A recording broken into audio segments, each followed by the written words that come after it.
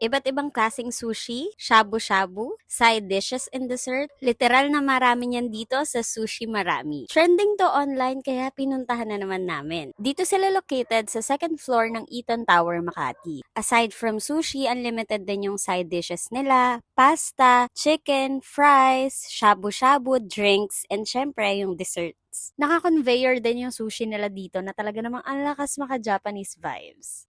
Bukod sa ang sasarap ng sushi na natikman ko dito, ang bongga din ng presentation. And hindi lang yung sushi yung masarap sa kanila ha, pati yung side dishes nila okay din and yung mga desserts.